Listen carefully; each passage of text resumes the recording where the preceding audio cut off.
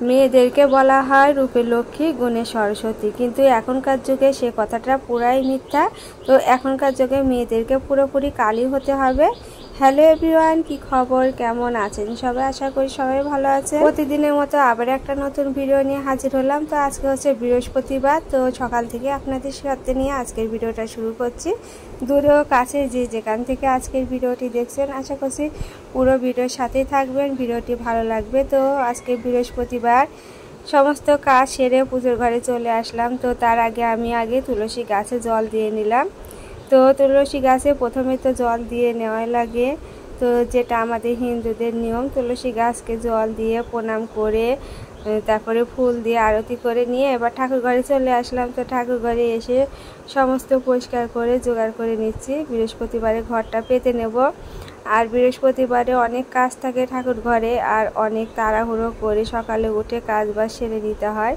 তো এই তো ধূপ প্রদীপ জ্বালিয়ে মাথায় কাপড় দিয়ে আমি ঘরটা পেতে নিলাম। তো এই সমস্ত কাজ করি বলে আমার মাঝে মধ্যে মনে হয় যে মেয়েদের রূপে লক্ষ্মী গুণে সরস্বতী বলা হয়, কিন্তু এখনকার যুগ যেমন মেয়েদের এই গুণগুলো করে কোনোই লাভ নেই। মেয়েদেরকে কালী রূপে থাকতে হবে এবং দুর্গা রূপে 10 হাত দিয়ে সমস্ত কাজ করতে হবে, না হলে এ যুগে টেকাটাই কঠিন হয়ে যাবে। আর সংসারের জন্য 10 হাত বের করে কাজ করতে পারলে তবে তো সংসারের উন্নতি হবে। রূপ গুণ লক্ষ্মী সব কিছুই তখন সংসারে ফিরে আসলে তখন সবাই বলবে সব কিছুতেই রূপে লক্ষ্মী গুণে সরস্বতী, সব কিছুতেই বলবে। তো যাই হোক, এই তো আমি পুজোর জোগাড় করে নিয়ে আমি আরতি করে নিচ্ছি। আর আজকে যে কথাটা বলছিলাম সে কথার কারণটা হলো এটাই, আমরা এখন যতই ভালোভাবে সংসার করি না কেন, আমাদের যদি বাড়তি কাজ না করা হয় তাহলে কোনো কাজের মূল্যই নেই। সারাদিন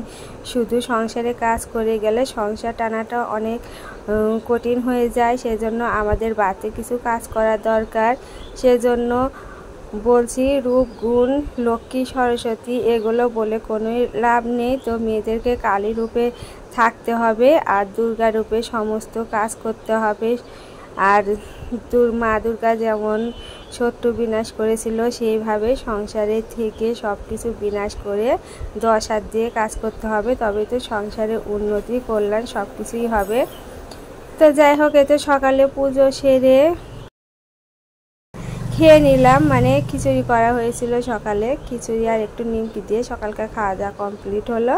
আর মেয়েকে স্কুলে নিয়ে গেলাম, তো রেডি হয়ে দাঁড়িয়ে আছে, আমার সাথে আজকে যাবে।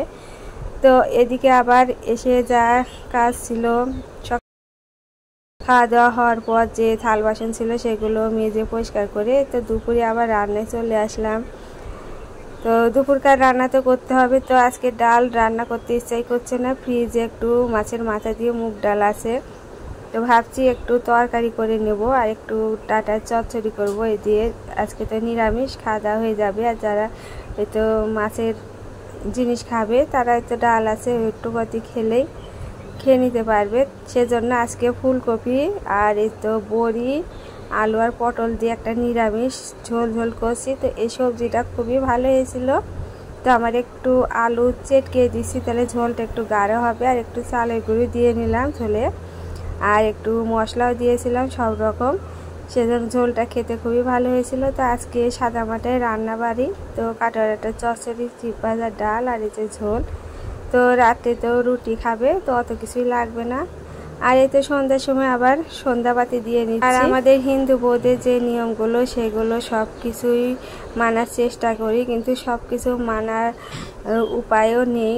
উপায় করলেও হবে না, আমাদেরকে সংসারে অন্য কাজও করতে হবে। তো আজকের ভিডিওটি আপনাদের কেমন লাগলো কমেন্টে জানাবেন।